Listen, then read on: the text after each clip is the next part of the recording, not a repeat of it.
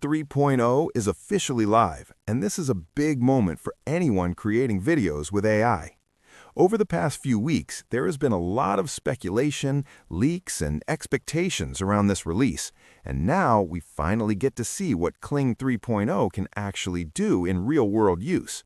If you've been following AI video tools, you already know that Kling has been one of the most important models in this space, especially when it comes to realism, motion quality, and cinematic output. With version 3.0 now available, the big question is simple. Does it really raise the bar, and is it worth your time as a creator? In this video, I'm going to walk you through Kling 3.0 from a creator's point of view. We'll look at what's new, how it performs compared to previous versions, and why this update could change how you create AI videos going forward.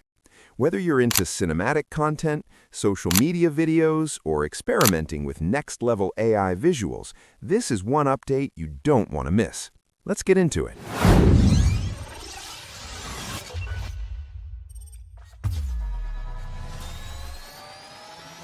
This is the main page of Higgsfield AI, and as you can see, it looks very packed, simply because Higgsfield offers tools for almost every type of content you might want to create, from images to videos and much more.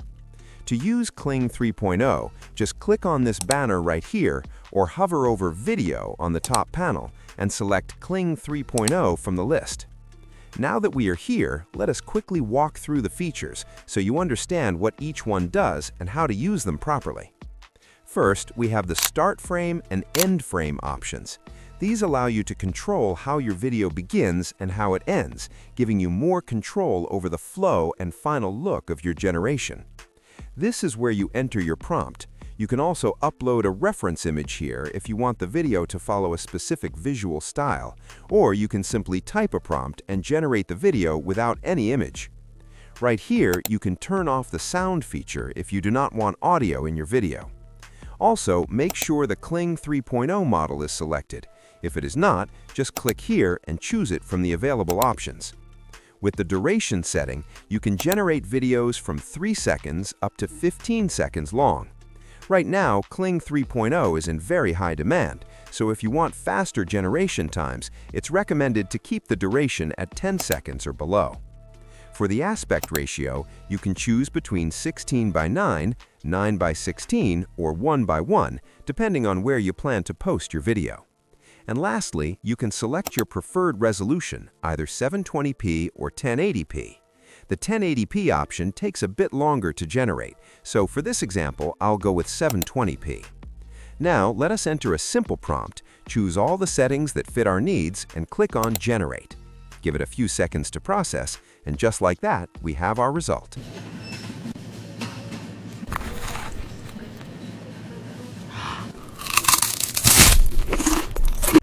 You can see how incredibly realistic and detailed this looks.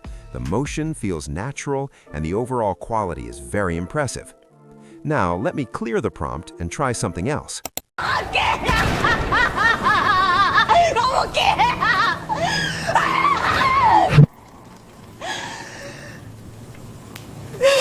Before I forget, let me quickly talk about the multi-shot feature, so let us turn it on. This feature allows you to create multiple camera angles and combine them into a single video. To use it, you start by writing your Shot 1 prompt and selecting the duration you want. Then click on Add Shot to create Shot 2.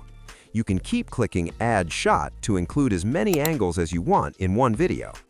Let me show you a quick example of how that works.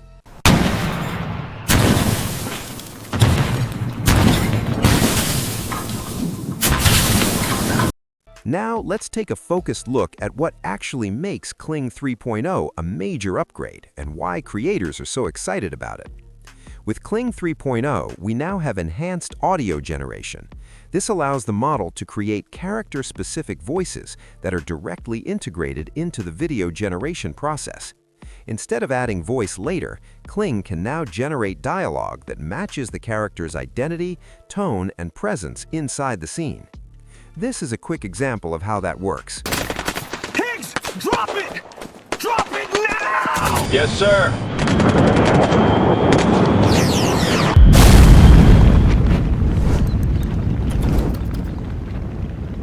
Next, we have multi-shot narratives, which I talked about earlier.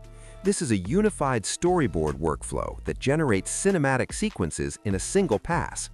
Kling 3.0 can automatically handle camera transitions, scene continuity, and even classic shot-reverse shot dialogue patterns. Let's take a look at an example of that.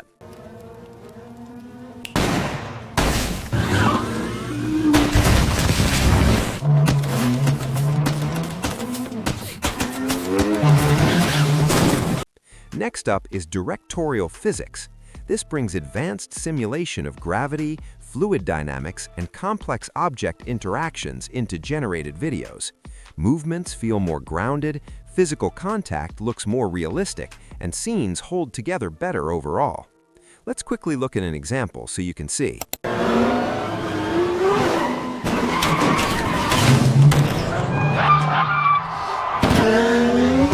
And lastly, one of the most important upgrades is the native 4K cinematic workflow.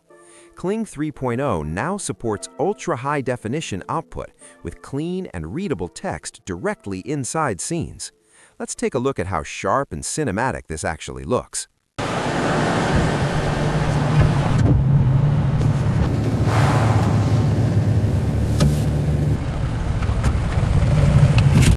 Now, let's quickly talk about pricing. Compared to most AI video platforms out there, Kling 3.0 is surprisingly affordable.